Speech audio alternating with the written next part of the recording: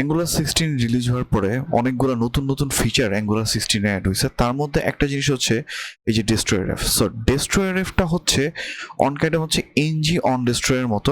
আমরা সবাই জানি যে এনজি অন ডিস্ট্রয় কি হয়, কোনো একটা সাবস্ক্রিপশনকে ক্লিন করার জন্য আমরা এটাকে ব্যবহার করি, অথবা একটা কম্পোনেন্টকে যখন ডিস্ট্রয় হয়, সো ওই মোমেন্টে যদি আমরা কোনো ক্লিন আপ লজিক লিখতে চাই, সো তখন হচ্ছে আমরা এনজি অন ডিস্ট্রয় হুকটা ইউজ করি। সো এই DestroyRefটা মূলত সেম কাজই করে। আমরা যদি এই জিনিসটাকে ওপেন করি, সো এইখানে হচ্ছে এনজি অন DestroyRef, যেটা মূলত হচ্ছে একটা ক্লাস, যেটা হচ্ছে মূলত আমরা ডিপেন্ডেন্সি ইনজেকশনের মাধ্যমে হচ্ছে অ্যাড করা হয়েছে। অ্যান্ড দেন এই DestroyRef এর মধ্যে হচ্ছে অন ডিস্ট্রয় নামে হচ্ছে একটা কলব্যাক ফাংশন আছে। এই ফাংশনটা মূলত হচ্ছে এটা কল হচ্ছে, রাইট? সো যখন হচ্ছে আমি এই কম্পোনেন্টটাকে ডিস্ট্রয় করবো, তখন হচ্ছে এই ফাংশনটা কল হবে। সেম ভাবে এই যে এনজি অন ডিস্ট্রয় যেটা আছে, এই লাইফ সাইকেল হুকটা কল হবে, রাইট? সো আমরা যদি দেখি, সো আমার ইমেজটা শো করতেছে, শো ইমেজ। সো যখন হচ্ছে আমি হাইড ইমেজটা ক্লিক করবো, দ্যাট মিনস হচ্ছে এই কম্পোনেন্টটা আমার এখন ডিস্ট্রয় হবে, যেটা হচ্ছে একটা চাইল্ড কম্পোনেন্ট। তখন হচ্ছে এই দুইটা মেসেজ দেখাবে, so hide image, okay. So call NG on destroy hook, মানে হচ্ছে আগে হচ্ছে লাইফ সাইকেল হুকটা কল হয়, দেন হচ্ছে এই যে DestroyRef এর যেই অন ডিস্ট্রয় যে কলব্যাকটা আছে সেটা কল হয়। এখন এই দুইটার মধ্যে পার্থক্য কি? এনজি অন ডিস্ট্রয়টা হচ্ছে লাইফ সাইকেল হুক, বা আমরা যদি বলতে হচ্ছে এটা একটা ইন্টারফেসের মেথড, এই ক্লাসের একটা মেথড। কিন্তু DestroyRefটা হচ্ছে একটা সার্ভিস, যেটা হচ্ছে আমরা হচ্ছে ডিপেন্ডেন্সি ইনজেকশনের মাধ্যমে হচ্ছে এখানে ইনজেক্ট করতেছি। আর তার মধ্যে অন ডিস্ট্রয় হচ্ছে একটা কলব্যাক ফাংশন। যদি এটা দেখি তাহলে হচ্ছে এই যে এটা হচ্ছে একটা অ্যাবস্ট্রাক্ট ক্লাস, তা হচ্ছে DestroyRef, অ্যান্ড তার মধ্যে এই যে অ্যাবস্ট্রাক্ট সেটা হচ্ছে অন ডিস্ট্রয়, রাইট? এটা একটা কলব্যাক ফাংশন। সো এই অ্যাঙ্গুলার 16-এ এই DestroyRefটা ইন্ট্রোডিউস করার কারণে আসলে আমাদের অনেকগুলো কাজ অনেকটা ইজি হয়ে যায়। কিভাবে?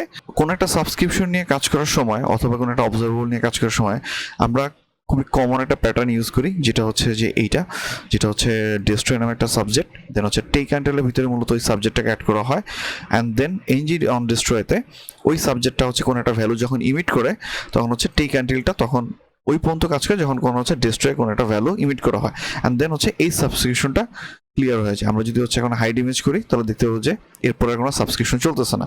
বাট যদি হচ্ছে আমি এটাকে না দিতাম, তাহলে হচ্ছে আমার সাবস্ক্রিপশনটা চলতেই থাকতো। সো আমরা এইভাবে মূলত একটা সাবস্ক্রিপশন বা একটা অবজারভেবলকে ক্লিয়ার করি, রাইট?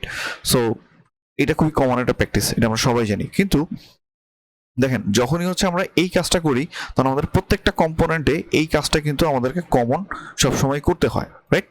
সো এই কাজটাকে যখন হচ্ছে আমরা যদি একটু রিউজেবল করার জন্য আমরা অনেক কাজ করি, আমরা কি করি হচ্ছে একটা, হয়তো বা অনেকেই যেটা করি সেটা হচ্ছে একটা কম্পোনেন্ট নেই, যেটা হচ্ছে বেস কম্পোনেন্ট। ওই কম্পোনেন্টের মধ্যে হচ্ছে মূলত এই ক্লিন আপ লজিকগুলো লিখি, অ্যান্ড দেন এই অ্যাপ কম্পোনেন্ট বা যে কোনো একটা কম্পোনেন্ট হচ্ছে ওই কম্পোনেন্টটাকে স্ট্রেন্ড করি, রাইট? তার মানে হচ্ছে যেহেতু হচ্ছে ওইখানে হচ্ছে এনজি অন ডিস্ট্রয় মেথডটা কল দিয়ে মূলত এটা কাজটা করা হয়। বাট প্রবলেমটা যেটা হয় যে দেখা যায় সেম জাস্টটা আমাকে হচ্ছে অনেক সময় অনেক রকম ডিপেন্ডেন্সি ক্রিয়েট করে, যার ফলে ওইটা কাজ বাধ্য এটা করা লাগে, অথবা আমাদের প্রত্যেকটা কম্পোনেন্টে এইভাবে মূলত হচ্ছে অন ডিস্ট্রয় করা হয়। কিন্তু এই DestroyRef সার্ভিসটা ইনজেক্ট হওয়ার কারণে এই পুরা কোডটুকুই কিন্তু হচ্ছে আমরা ইজিলি রিফ্যাক্টর করতে পারি এবং হচ্ছে রিউজ করতে পারি। কিভাবে? ধরেন আমি হচ্ছে এখানে একটা ফাংশন লিখতে হবে, যে হচ্ছে DestroyRef, যেটা হচ্ছে ইনজেক্ট,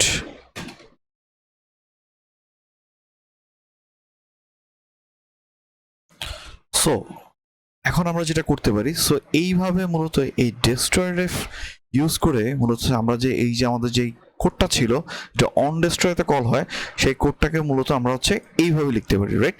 হচ্ছে ইনজেক্ট DestroyRef, দেন হচ্ছে কলব্যাক অন ডিস্ট্রয়, দেন হচ্ছে ওই যে সাবজেক্টটা ছিল, যেটা হচ্ছে একটা সাবজেক্ট, ওই সাবজেক্টে মূলত হচ্ছে আমরা নেক্সট, অ্যান্ড দেন হচ্ছে কমপ্লিট, অ্যান্ড দেন হচ্ছে এই সাবজেক্টটাকে যদি রিটার্ন করে দিই, অ্যান্ড এই সাবজেক্টটা তখন হচ্ছে আমাদেরকে এই যে takeUntilএর মধ্যে অ্যাড করে দিতে হবে। সো এইভাবে যদি হচ্ছে আমরা এখন করি, সো শো ইমেজ কাউন্টার হচ্ছে 1 2 3, অ্যান্ড যদি হচ্ছে হাইড ইমেজ ক্লিক করি, তাহলে হচ্ছে এই যে ক্লিয়ার সাবস্ক্রিপশন কল হচ্ছে, এরপরে কিন্তু হচ্ছে আমার আর ইন্টারভাল চলতেছে না। সো এই DestroyRef এর কারণে হচ্ছে আমরা এখন এই ফাংশনটা আমরা কিন্তু হচ্ছে যে কোনো জায়গায় ইউজ করতে পারবো।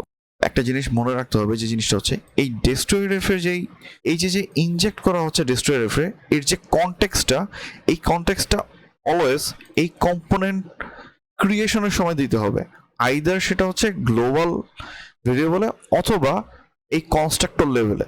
আইদার আমরা যেটা করতে পারি, আমরা এটাকে এখানেও লিখতে পারি,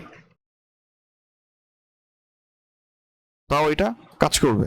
কিন্তু আমি যদি হচ্ছে এই এনজি অনিটের মধ্যে যদি হচ্ছে এই ডেস্ট্রয় রেফ ফাংশনটা কল দিই, অথবা এই যে ইনজেক্ট করার যে ওয়েটা, নতুন ওয়েটা, এটাকে যদি কল দিই, তাহলে কিন্তু এটা কাজ করবে না। কারণ কি, inject must be called from an injection context such as constructor or হচ্ছে ফ্যাক্টরি ফাংশন অর হচ্ছে field of initiator. That means হচ্ছে এই যে ইনজেক্ট যে মেথডটা, যেটা হচ্ছে কোনো একটা সার্ভিসকে ইনজেক্ট করা হয়, যেটা হচ্ছে অ্যাঙ্গুলার 14 থেকে অ্যাড হয়েছে, এই ইনজেক্ট মেথডটা অলওয়েজ কোনো একটা কনটেক্সটে দিতে হবে, যেই কনটেক্সটটা আইদার হচ্ছে এই কম্পোনেন্ট ক্রিয়েশন লেভেল অথবা কনস্ট্রাক্টর লেভেল।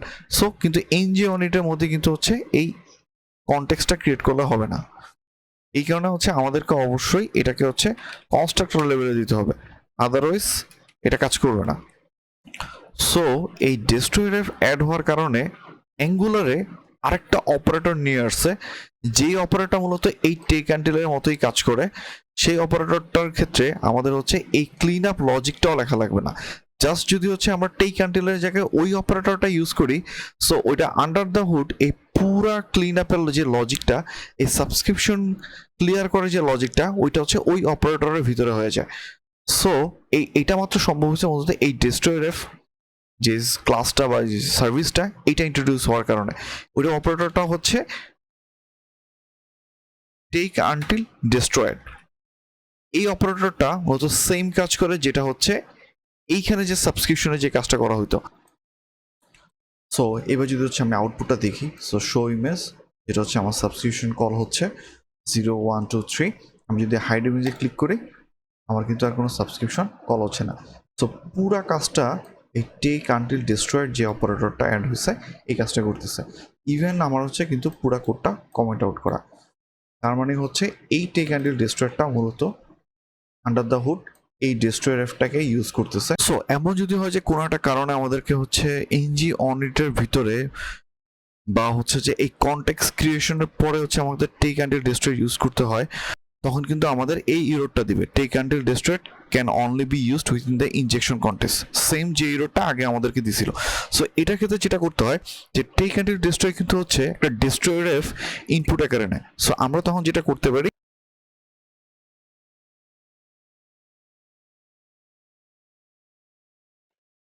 সো এই DestroyRefটাকে তখন হচ্ছে আমাদেরকে এইভাবে অ্যাড করে দিতে হবে। সো এইভাবে যদি আমরা অ্যাড করি, তাহলে তখন হচ্ছে এই জিনিসটা কাজ করবে।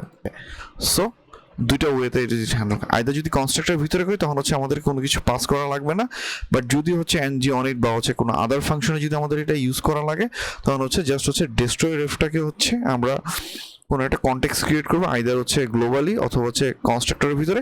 দেন ওই DestroyRefের যে ইনজেক্ট যে ভেরিয়েবলটা আছে, সেটাকে হচ্ছে জাস্ট আমাদেরকে পাস করতে হবে, যেভাবে হচ্ছে আমরা একটা সার্ভিসের ডিপেন্ডেন্সি ইনজেকশন ক্রিয়েট করে ওই সার্ভিসটাকে ইউজ করি।